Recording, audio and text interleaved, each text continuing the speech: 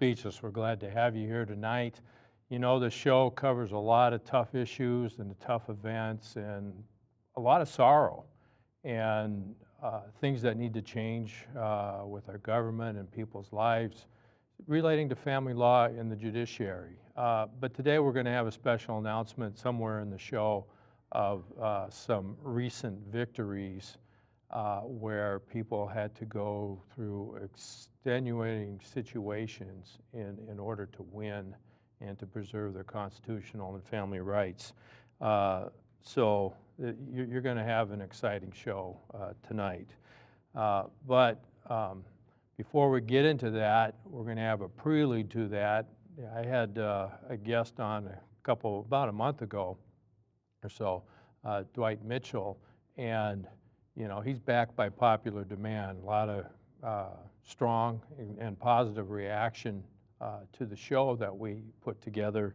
And of course, popular demand is me right here. I'm demanding this, so I get to do that. You know, you could have your own cable show too. Very easy, just come down to SPNN where we're shooting live from tonight and find out how it works. And you could be doing this too. People want to know what's going on. If you got information, you can call me, Speechlessmn @gmail.com. That's an email. If you try to call me there, good luck.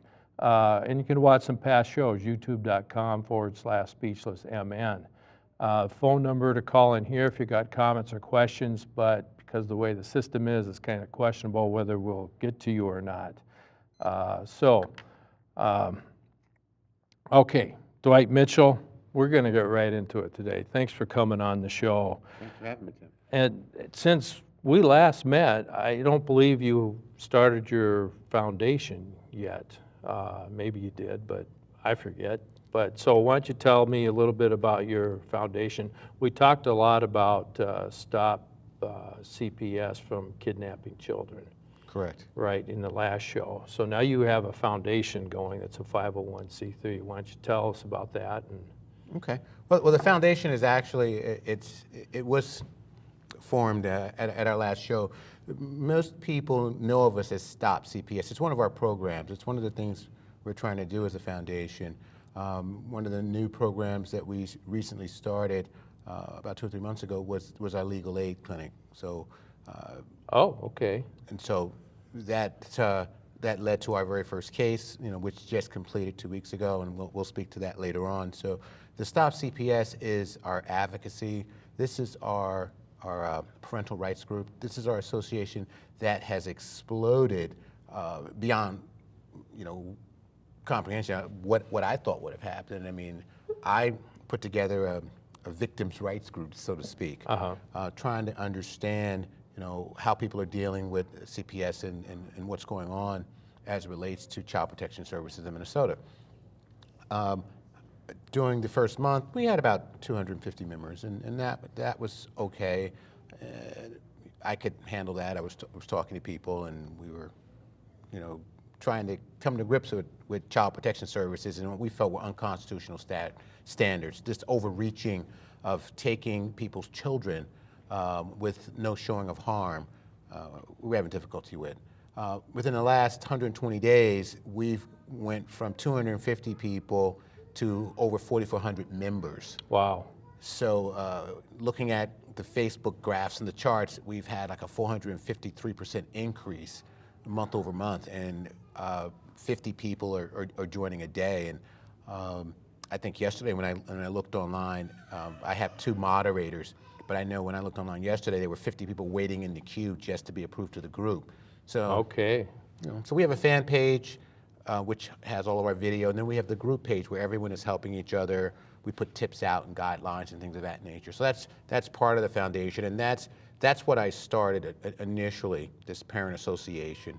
Well, and I want to say from our last show that's on YouTube, on Speechlessmn, I've gotten a number of comments, and people have contacted me through the email and said, hey, you know, I'm in Illinois, I'm in Florida, I'm, you know, in all these other parts of the state, and of the nation, and I'm having this problem. I'm a good parent, and they came and got my kids. Right. You know, so the show has had a national reach. We know the show has an international reach too, but because it's on the internet, so Right. anybody could watch it. That's and they're watching this, so people want your type of organization because they're desperate. Well, it's interesting when, I'm in IT, so we're a data-driven organization. I'm looking at like reports and statistics, and I'm like, what is the government reporting, and what are they doing? And so a natural progression was to say, well, here's, what's going on in Minnesota. Well, how do we stack up against the rest of the states in the union? And so when I did this analysis, I found out there were over 453,000 children that are removed annually out of homes in the United States, and that we spend approximately $29.1 billion annually on child care, child welfare. 450,000 annually? Annually. That's staggering. It was. I was amazed. I said, and no one's talking about this. So this is one of these. Well, best but you know kept what they secrets. are talking about the illegal immigrants that are having their children taken away. Right. As well they should. That should be a discussion because it is an abuse to separate children from parents. It's traumatizing. There's traumatizing trauma going on there, That's right. so it should be discussed. And yet, what's ignored is the hundreds of thousands of times more is happening to our own families here in the United States. Well, something I found ironic was that Emily Piper, who's the commissioner of Minnesota, actually put out a press release, and so it was in the news, and she was talking about how horrible it was to separate children from their families. And all I could think of was the hypocrisy. I'm like, last year you took 15,004 children out of their homes in Minnesota. The staggering part was that the majority of the children that were taken out weren't for physical abuse or sexual abuse. That percentage was like 12% for physical and 4%, and that's by social workers' determination. They say, well, okay, well, what is this person taken for? Oh, that one's physical, that's a spanking, and that's sexual, that's touching. But these statistics are all done before trial. So none of the statistics that are reported are post-trial statistics. They're like, as we come in intake, that's what they're reporting. Wait a second. So they're taking kids without any form of due process. No. They're gone. There's no Correct. warrant. That's correct. There's no probable cause. That's correct. There could be, but in the majority of them, they're not. Well, we'll take our neighbor, for instance, in Wisconsin. In order for them to remove a child, there is a system in place where they have to present the information before an advisory board, and so you have to present evidence, and you have to have enough to say, okay, now let's go to the judge and ask for a warrant. So it has to be corroborated. A person just can't call and say, this is what I saw. You have to have evidence. Well, Minnesota doesn't have that. Minnesota allows them to take children purely on allegations. So it's a prima facie case, and what they say is, well, if these allegations are true, well, this is a CHIPS trial, a child.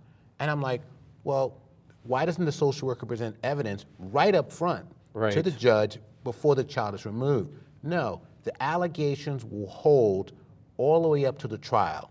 So the whole standard in Minnesota is skewed. And this is why we're saying it's legal kidnapping. You are taking a child out of a household purely based on allegations that the social worker isn't required to prove till trial, and a trial isn't required to 60 to 93 days. In our first case, the child was out of home for 120 days just to be found innocent. Wow. And so we went to court time and time again, and we'll speak to that later, but I want to, elaborate on this process that's happening in Minnesota and how children are being illegally kidnapped. Well, why we say that. So this one, say 120 days, but there's no guarantee that you'll get in that soon. No. I mean, so it could be a long time, and it may be you never have the trial at all. Well, what's fascinating is that when I looked at the government statistics, because Minnesota reports its annual out-of-home placement statistics annually. So in October of 2017, I was going through the statistics, and I was looking at the average time that a child was out of home. And so the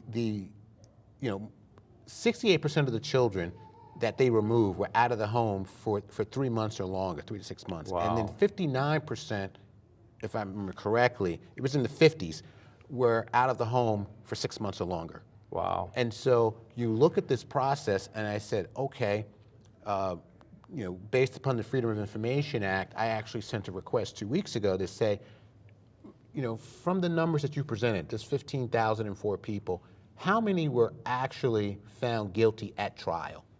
And so I haven't received it yet. I'm giving them 2 weeks. I'm like, this is a computer.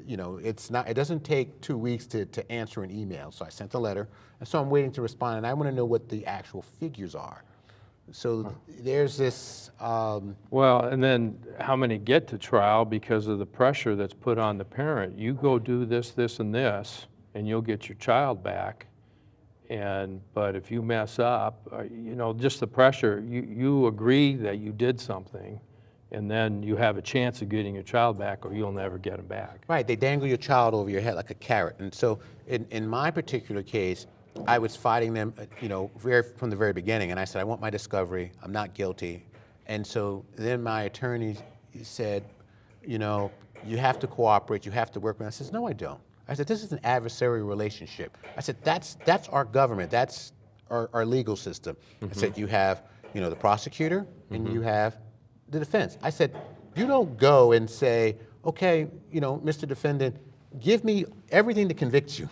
I'm like, that's not an adversarial court system. Right. And so what's happening now is, and I don't know how our CPS and family court system got so corrupted, but what's actually happening now is they're saying, okay, you cooperate with us, you plead guilty, or you say you need services, and then we'll work with you to get you your son back. And I'm like, no, that's not the way it works. Right. You need to prove that this parent is guilty of some sort of abuse or neglect, then you get to do your services. Well, that's not how it works. And so they get the parents to agree by dangling this carrot, saying, we'll give you your kid back. And so the parents are like doing whatever they, social workers say to get their kids back. And the social workers just dragging it out and dragging it out. And so I'm trying to get statistics, and I think if I get them, and I'm going to write again, I think it's going to be alarming and explosive. We're going to find out that these are not going to trial. I think you're going to, whatever the information, I think it will be explosive one way or the other, just because of the way the system's set up. It has to be. So, but you had mentioned you have legal aid clinics? Yes. So how often do they meet? Where do they meet? Or how do you work that? We're in downtown Minneapolis. We're in Union Plaza downtown, and we're actually trying to grow that. We've taken on our first case. We've actually started a fundraiser to actually hire more attorneys. We feel that the attorneys in Minnesota now are currently overwhelmed. If they're getting 15,000 cases a year, well, there aren't enough attorneys to go around, and most of the parents are going unrepresented, and so that's part of the problem. Also, they don't know their rights. They aren't aware that they're being taken advantage of by the state system, by the county attorney, by the social workers, and no one is advocating for them. So that's what we're doing. We're putting out pamphlets, flyers, and we've taken on our first case. And so we've started this fundraiser, and we've put the figures out on the site, and we're saying, okay, well, each attorney costs $70,000. So we're trying to get enough enough donations to hire another attorney. And so for every $70,000 we can actually hire another full-time staff attorney. Full-time staff? Full-time staff. So we don't want to do pro bono. This is all we want to do. And we're sitting here estimating that we said, okay, even if we have 7 full-time attorneys, we can probably only do about, somewhere between 150 and 200 cases a year. Oh, that would be unbelievable. Well, it's a drop in the bucket, though. It's a drop in the bucket, but it's better than nothing. But messages get sent. Right. I mean, we'll talk about this case today later on, but a message was sent. Yes. And now there's going to be feedback from the message that was sent. I hope But so. you have one, but then when you get more, a bigger message gets sent, and then people start, okay, here's not only is there a problem, here's the problem. Right. Here's what needs to be addressed. And we really don't think that that's going to happen until we have maybe 5 to 10 like successes in a row. And I look at the way the statutes are Right, set I up, and I'm like, agree. well, we can't have, help but have successes, because I'm like, well, you're pulling out the child without any harm. So when we go to trial, you're going to have to, just like with this case, show that there was harm. Well, there was no harm, so they had to let the child go. But you traumatized this child and his family for 120 days. Right. That's the issue that we're fighting against. Okay. You could have kept that child at home. You could have continued your process, and went to trial and say, okay, we won, now we'll take your child. But to rip the child away on the very first day, that's an issue. There's That's got to be unconstitutional. there has to be a lot higher standard than what they're using. Right. So in light of all that, what's kind of your mission statement? I mean, you kind of described it generally, but more specifically, what would your mission statement be? Our mission statement is the preservation of the family unit. We feel that it should be much, much harder for families to be terminated. Not that there isn't a need for social services. We feel that there is a need for social services, but not in its present form. We feel the current system needs to be abolished, and it needs to be re-engineered, and it needs to be constitutional. The way that it's currently organized, we feel it is not being effective, and they're not actually helping families. We feel they're doing more damage. So we're doing advocacy, on the legislation side. We're not really lobbying. We're just saying we're going to the task force meetings and making our recommendations and things of that nature. We're trying to hire attorneys, paralegals, and then we're trying to open offices all throughout Minnesota. So from a Minneapolis base, we're going to try and expand. We've actually set up meetings to talk to all the tribal councils right now. Oh, So we're looking nice. to open up a branch at each tribe because of the amount of Native Americans being taken. So we're trying to move forward, and that's our key mission, is the preservation of the family. And we really strongly believe in family first. Okay. Well, I want to just kind of go back and want you to give me about 2 minutes of your own personal story. We discussed that on our last show, so you can go to YouTube, Speechlessmn, and watch the last show we did and hear Dwight's story. And we ran out of time to talk about your organization, so we're doing that here. But so just briefly, 2 minutes on your story, because it's pretty foundational to why your foundation started. It is. I became involved in child protection services over what I thought was ordinary corporal punishment. It's something that all parents did growing up. I mean, most boys I know got a spanking on the behind. It's a temporary pain. It's transient. Did it bother us? But Did it bother us to get a spanking? no, we No. We grew up fine. I have my own company. I mean, I went to college. I think our society was much better then. I mean, we weren't having the Columbine and the mass shootings and all of the things. We've taken discipline completely out of our society. So this 30-year-old social experiment that we did has not been positive. To me, it's actually been detrimental.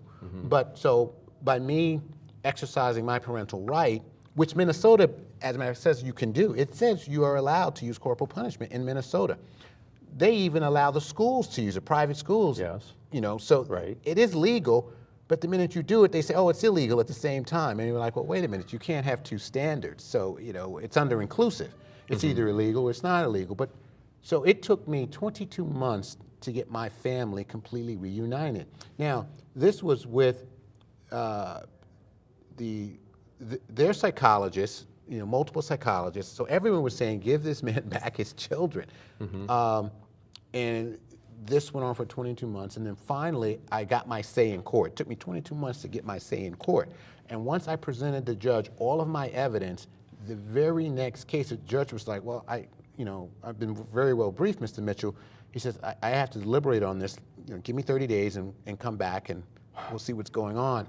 We got back into court in 30 days. The county attorney says, before we even start, Your Honor, we'd like to withdraw our motion for termination of parental rights. We want to drop our charges, Mr. Mitchell. and we requested the court dismiss them, and we have his son in court with him today. You know, so they had my son waiting for me in court that day because they didn't want the judge to rule in my favor. You know, I mean, there's no other reason. You kept him for 22 months, and you had actually started a termination of my parental rights. And then the minute I finally got my say in court, you said, all right, here's your son. We're gonna stop. That's outrageous, you know. To me, with my experiences in the court and watching these, I think the judge had some conversation with the county attorney. It's just my opinion, don't know. Something happened to make them do an about face in less than 30 days. And why would the judge be so, oh, okay, about it? Was he pretty nonchalant, or she nonchalant? She accepted it right away, and I said, well, Your Honor, you still have to rule on my 3 motions. I said, I have a motion to vacate, you know, and I said, you usurp subject matter jurisdiction. You knew about it. I said, I need you to rule on these things. Oh, well, it's moot now. I said, it's not moot. I said, you know, these motions are still in effect. And so they were never ruled upon, and I'm still trying to figure out what to do in that regard. But, you know. Well, but you have filed a lawsuit. I have filed a federal lawsuit. Correct. And that, it started out on your behalf. Correct. Okay, and now where is it now? Well, what I ended up doing is what was the lawsuit about? The lawsuit was about, you know, how I was affected, but it wasn't just how I was affected. You know, when I was talking to my lawyer, Eric Cardell, I said, this shouldn't happen to anyone.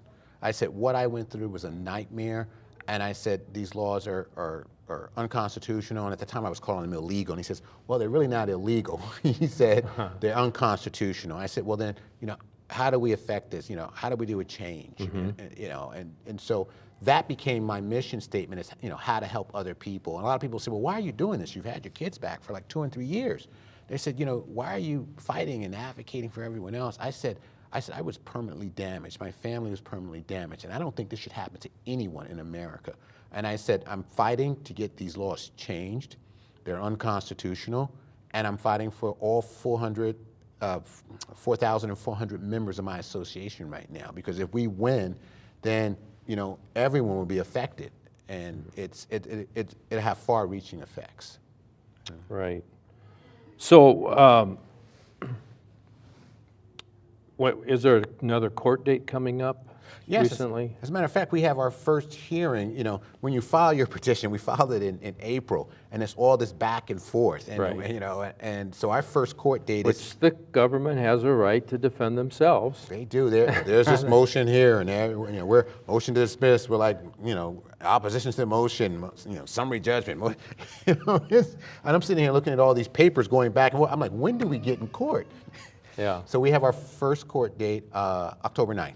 October, okay. And so I'm, you know, going to tell everyone in the association to come down to the courtroom, and I'm like, let's come hear what the judge has to say. And, you know, the state and the county are asking for the judge to dismiss the case.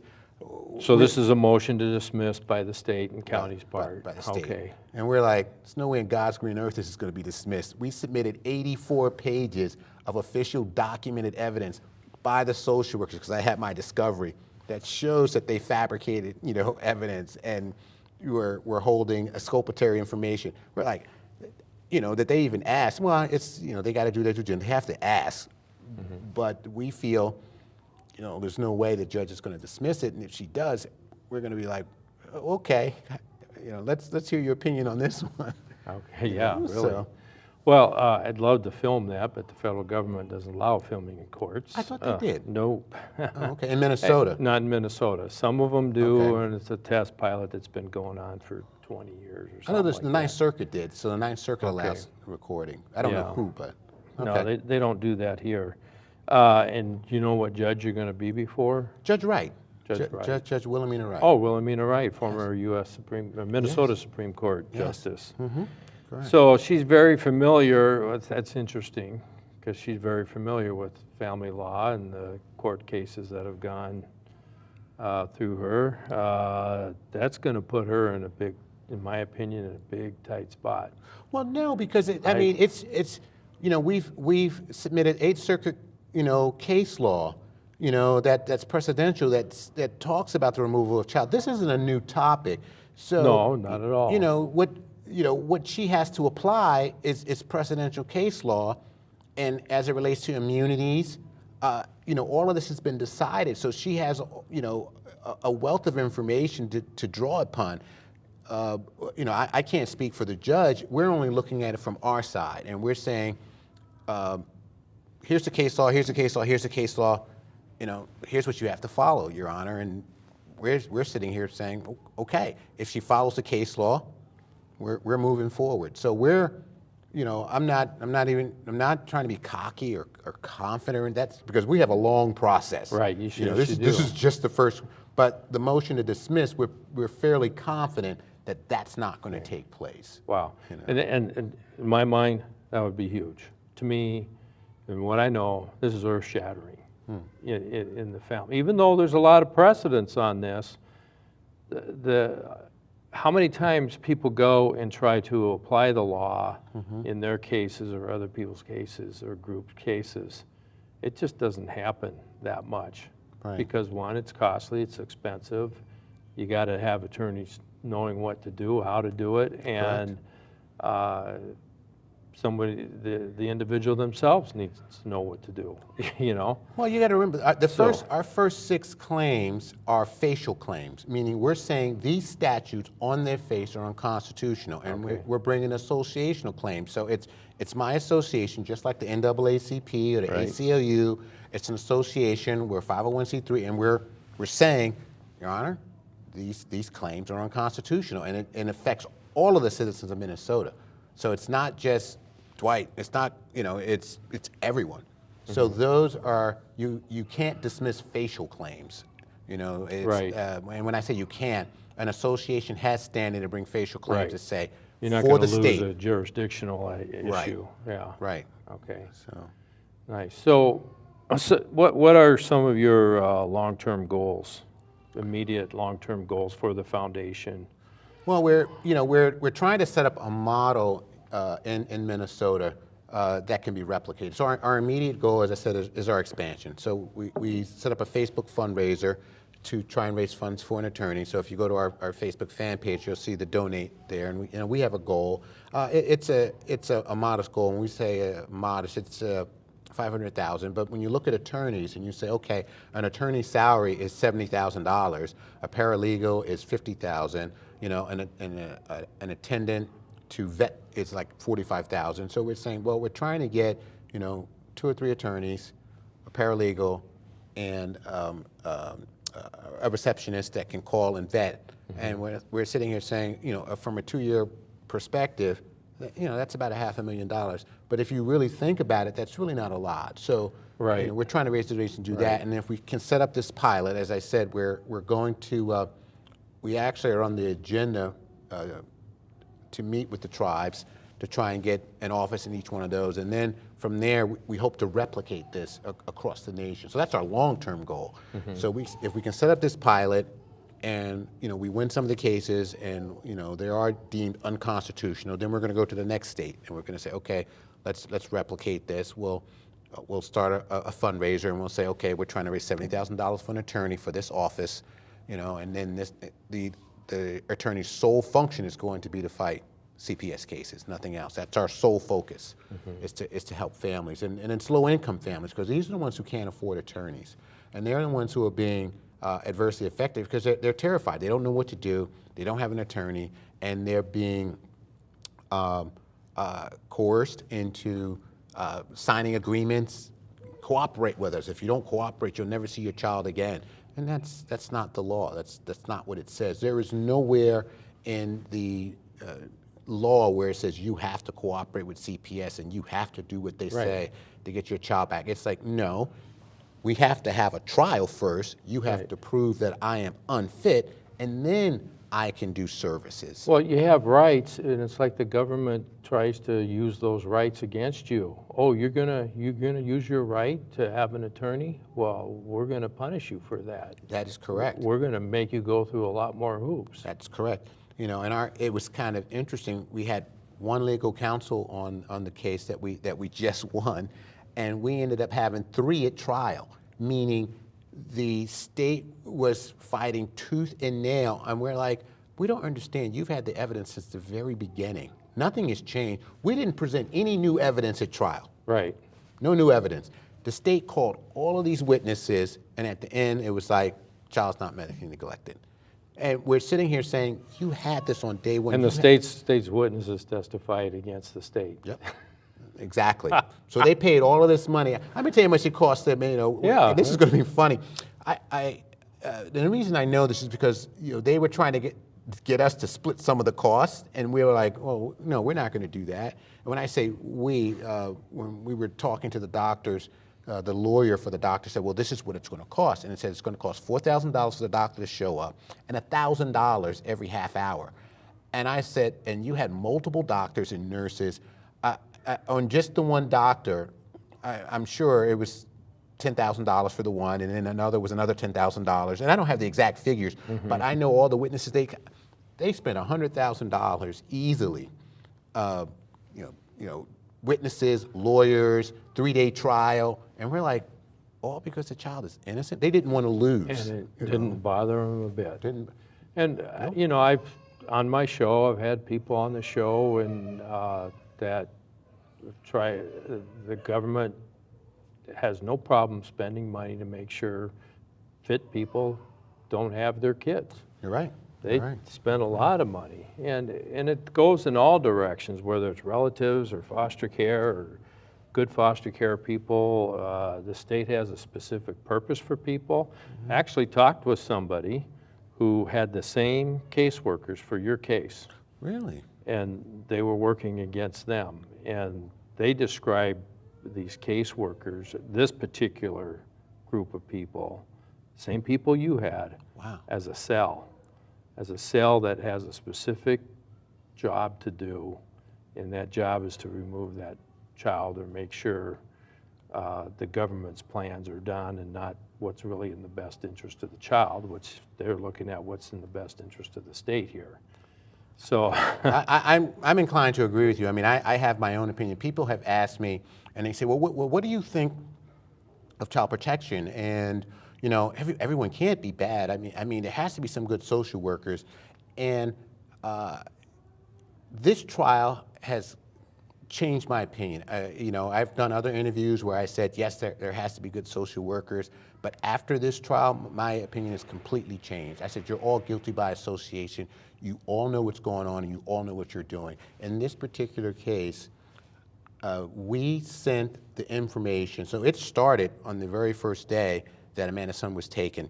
And so we sent all of the information to the social worker, Katie Canetto, who took the child, and was saying, this isn't correct. Here's the doctor's reports. You ordered the doctor's reports. The doctor said the child was fine. You knew the very next day the child was fine because you ordered the reports. We sent to her director, Brad Vold, the director of Morrison County Social Services, who disregarded. I sent it to Jim Koppel, the assistant director. We sent it to the commissioner. So we kept going up the chain of command, sending somebody has to look at this. This can't be happening. We thought this should have been over in a couple of days, and it was like month after month.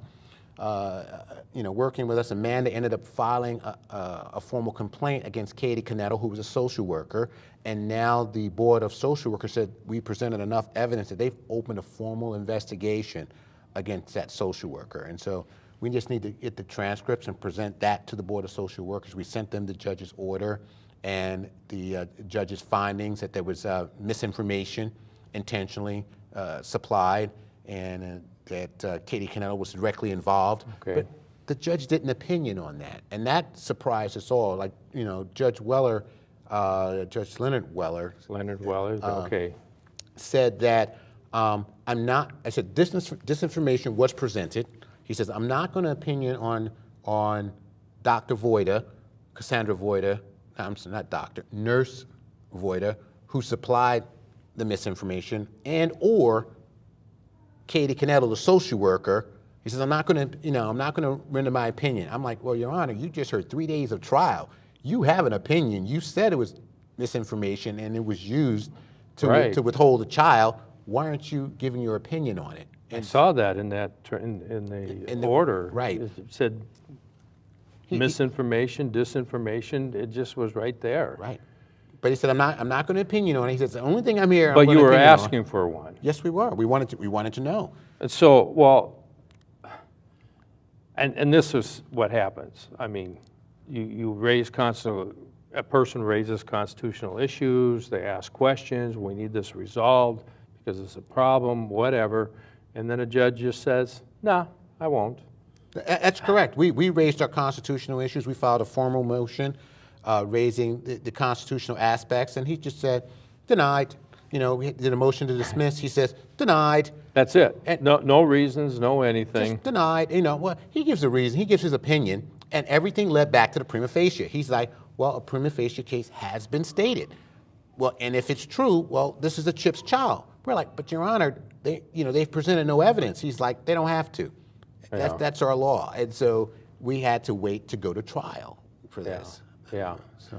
So I don't know when you want to bring Amanda on. We got about 20 minutes left. You can bring her out. Are there now. some other issues you want to talk about first, or? No, we'll probably cover some of them with Amanda also. I mean, you know, we're going to talk about the case in detail, and we'll let her, you know, give you her opinion, and we're going to bring on her son Xavier. Yeah. You know, that's a surprise that we got him back. You know, we rescued. You know, now That's we're so up to 12 exciting. children now. So we've rescued 12 children. 12. So that's a success. You know, we've either got the cases dismissed, or like in Amanda's case, went to trial and won. Yeah. So. Well, I just wanted, I saw the Star Tribune article that came out. You had your press conference yesterday. Yes. And I saw the Star Tribune article, and it's like the second response of that article was somebody who was inside the system and said, yeah, this is bad, but that's the way it is. Right. And it's worse than that. That's correct. You know, well, we don't know who they are or anything like that, but really who they are, but that's what they were saying. True. But I don't doubt them because I know better. But I do so- now also after 4 years, and 2 years of fighting, and 2 years to get my kids back, and then 2 more years now, and then helping the parents, and then helping Amanda get Xavier back and protecting our other 2 children so that they wouldn't get taken. It's easier to take children if one child is designated CHIPS. The other children in the household are automatically designated CHIPS also. So they don't just take one; they come and take all 3. So we saved all 3 of Amanda's children from being taken. right. But I've seen it a lot of times where they'll just take one. They'll Amanda? just take one child and leave the parent with the others. Which is bizarre in of itself. If they're dangerous for one, why aren't they dangerous for the others? Need to get your microphone on there. So, so it's baffling, and there seems to be no rhyme or reasoning to it. It does not. What was bizarre, even in my case, is that they gave me back my 6-year-old in 5 months. So they, they did take all the that, children, right. and they say, okay, your house is safe. Here's your 6-year-old, but we're not giving you back the 10-year-old. I'm like, well, if my house is safe for a 6-year-old, I think it's safe for a 10-year-old. So you give me back the 6-year-old. You say the 15-year-old is no longer under your services, but we're keeping the 10-year-old. And we're like, well, why? Because we can. That basically is what they were saying. They were like, we're sending them to his mother. And I'm like, you don't have the right to do that. I said, I have a court order. They said, we can do whatever we want to do. They literally told me that. They're like, you're not in New Jersey, you're in Minnesota now. We can do whatever we want to do in Minnesota. Wow. And so that's part of the issue. They can't, and but they do. They do. Until you stop them, and good luck stopping them, and fortunately you were able to. Yes. Yeah. But it took somebody with a lot of knowledge and fortitude and being able to dig in there, because I know attorneys that haven't figured this out. Well, the attorneys are used to they're used to losing, and they don't fight. The attorneys actually come in with this, cooperate and compromise, and we'll negotiate and try and get your child back. I'm like, no. You go in there, you file a motion to dismiss in the first 3 days, because that's what you're supposed to do if you're representing me. You let the judge dismiss it. You file another motion for, unconstitutional laws, because that's what you're supposed to do. And then you take this to trial and see, I'm not cooperating. They have to find me guilty, and they don't do that. And I said, well, why aren't the lawyers doing this? And I said, well, the longer the case stays open, the more money they make. Yeah. And you're going to court month after month after month. So I sat here and said, if And every lawyer did especially what if we they did, figure out you have money. right, exactly. But they should do what we did with Amanda's case. It's like, no, we're not cooperating. We're going to trial. And if you prove it, then we can talk. But otherwise, no, Yeah. no. And that's what should happen across the board, and it's not. Okay, well, it's going to start happening more. Amanda, thanks for coming on the show. Thank you. Congratulations. I had a friend go down and film the press conference, and I was editing it and getting it prepared to put on YouTube and everything, and it was, it's what I call sorrowful, but always rejoicing. And so I rejoice, and you got your child back, but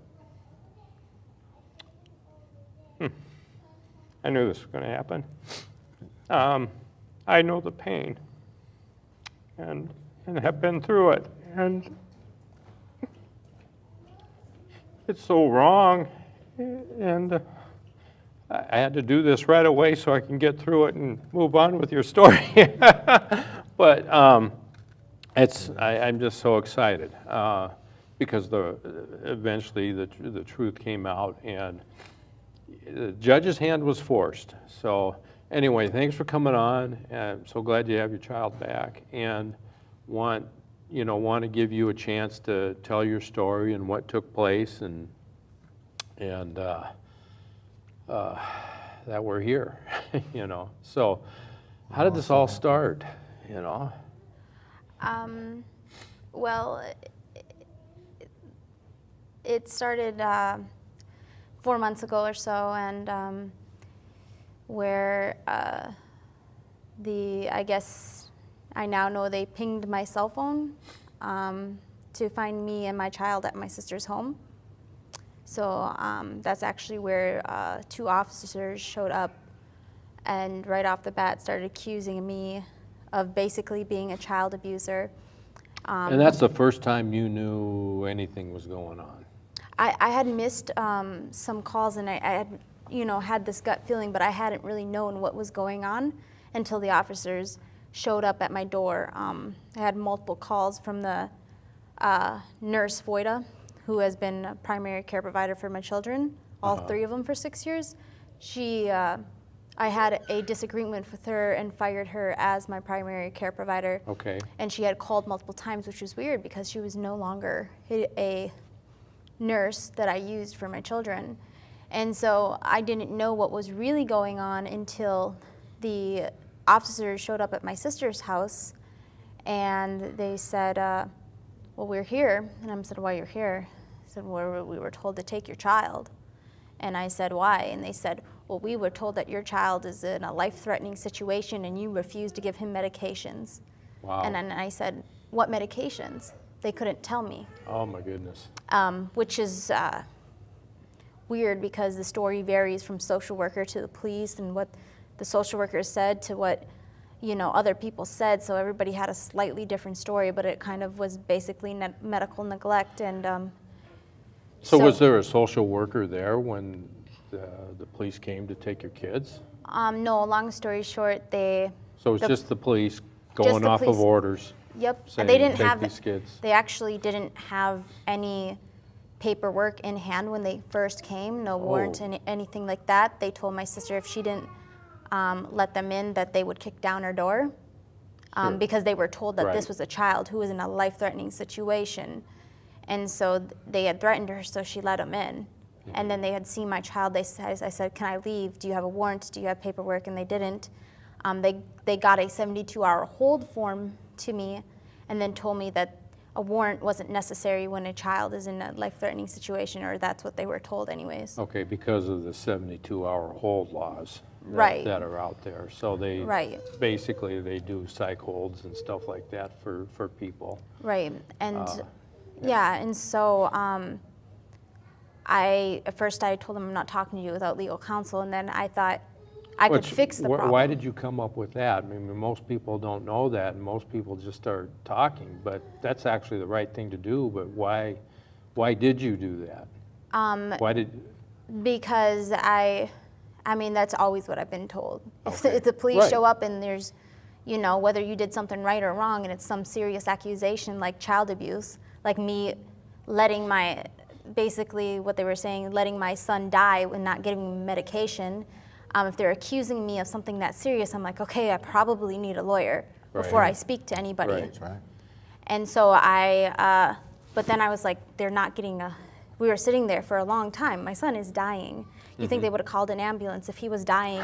You think they would have called an ambulance? But we're sitting there, he's playing on the floor. I asked the officers, does he look like he's in a life-threatening situation? They're like, no, but we're not a medical professional.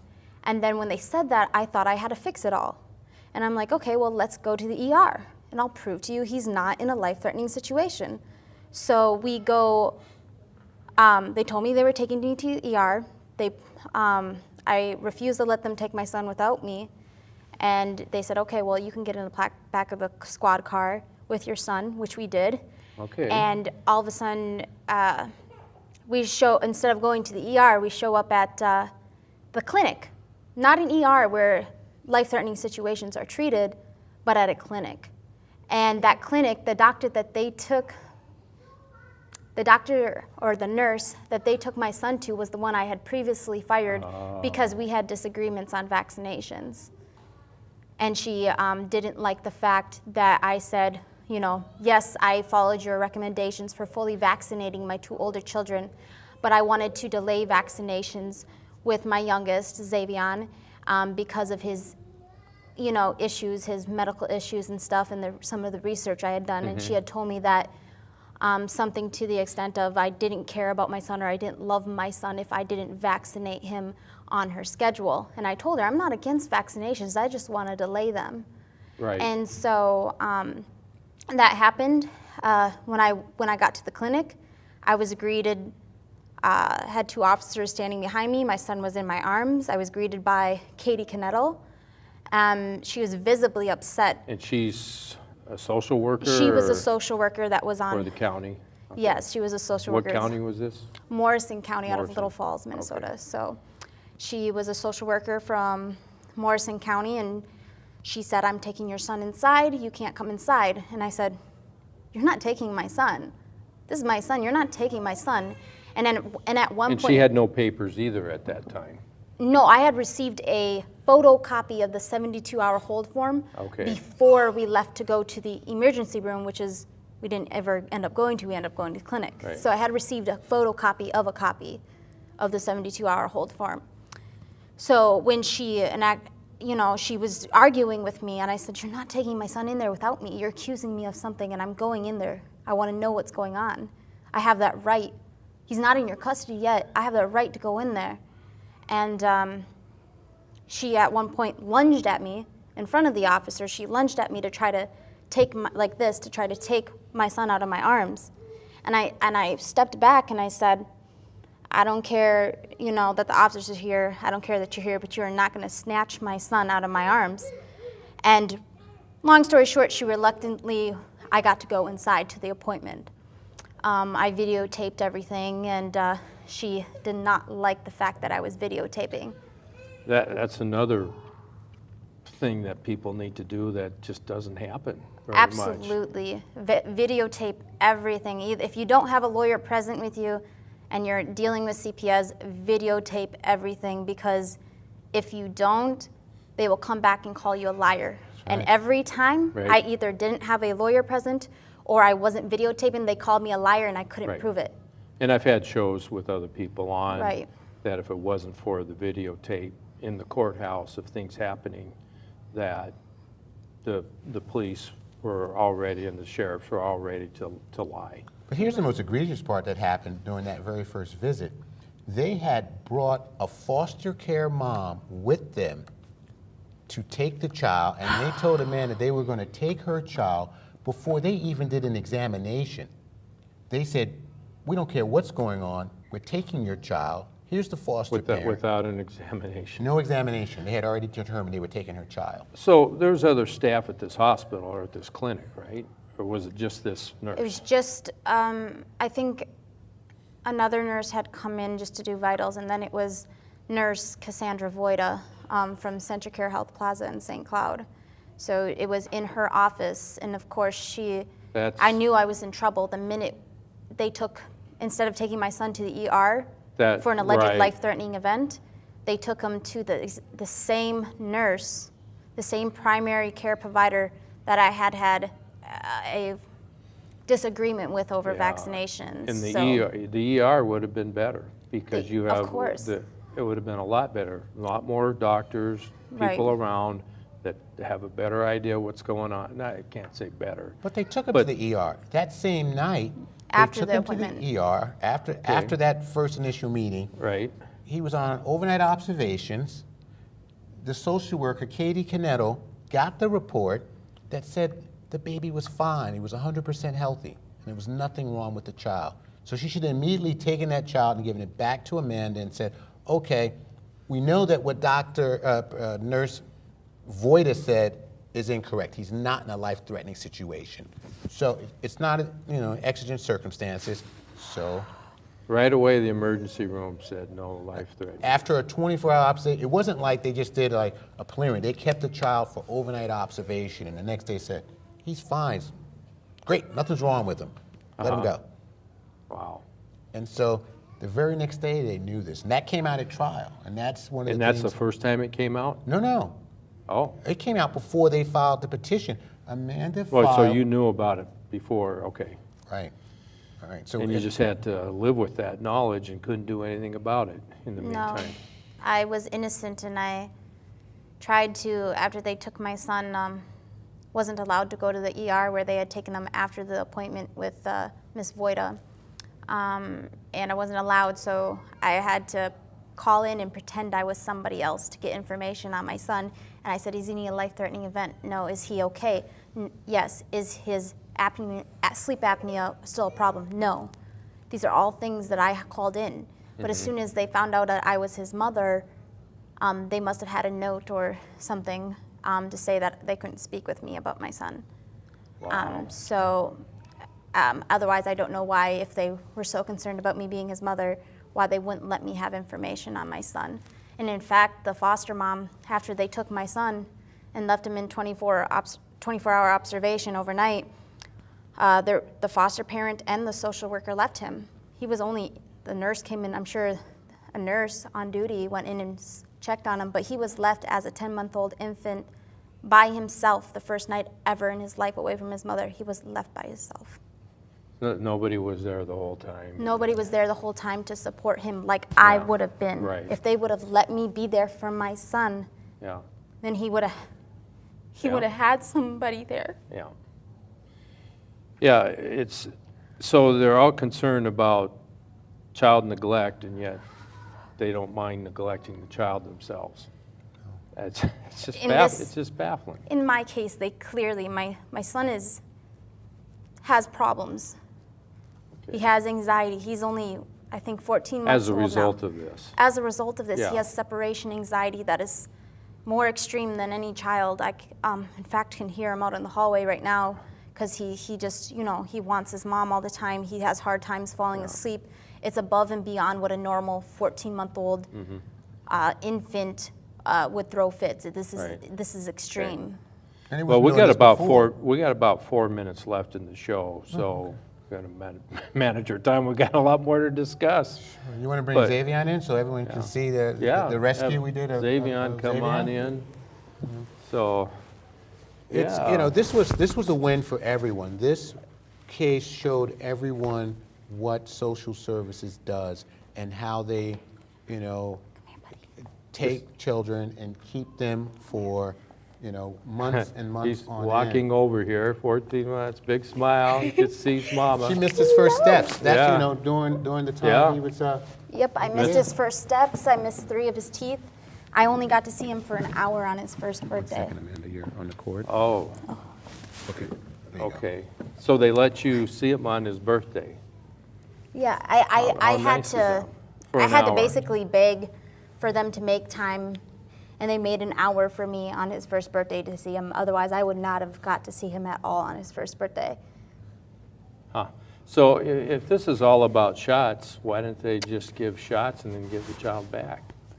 Because it wasn't, because the original reason why they took him away wasn't over vaccinations. Okay. The original reason why they took him away was I took him into an emergency room for a cough, had been discharged. The Children's Hospital in Minneapolis had called Cassandra Voida, and Cassandra Voida made the call. Not the hospital I took him to, but Cassandra Voida had made the call. And it started because, you know, Amanda, after waiting for hours to be discharged, she had her discharge physical and she was waiting for them to sign out. She's just like, is there anything else that needs to be done? They were like, no. Is there anything we need to do? She says, no. So she said, well, I want to go home. And, you know, I'm here with my 3-year-old. You know, we've been awake all night. You know, my son's been awake. Yeah, You know. it makes a lot of noise just get on So, the table. you know, Yeah. and so she ended up signing a release, and they let her go home. Well, we got 2 minutes left, but the judge said something about this case that just kind of flabbergasted me. And I forget what the issue was, but I know Eric Cardle had mentioned it, where, you know, he had to give the child back, Yes. but he wouldn't, it's not that he wouldn't act on the social workers. I can't remember what he said. They Do you remember what kept the child for an additional week Right. because Amanda failed to cooperate with them in providing her address. And so they said that the child was in need of protection or services because they hadn't looked at the mother's residence to see if it was safe for the child. But we're like, well, that's not what this is all about. You know, so what they ended up doing was making something up because, you know, when I say making it up, I'm like, this was all about medical neglect. Now, because we've proven that there was no medical neglect, he says, well, we're still going to keep the child until we get to see your residence. We're like, well, what does that have to do with it? We won the trial, and now Yeah. you're going to hold the child for a little bit longer. Yeah. All right. That's what Eric was speaking about. Yeah. Well, you know, we're out of time, but it goes by fast. Thanks for coming on. Thanks for And, having us. more to come. There'll be more reports. So, folks, remember, if you don't stand up for other people's liberties, who's going to stand up for yours? And good men don't do nothing. So help, and help with the fundraiser. Yes, we need help. We'd like to hire more attorneys. Family Preservation Foundation. Yeah, more attorneys. I'm sure some would like to join. All right, God bless. Have a good week. And the wind takes the kite as the firefly brings the light.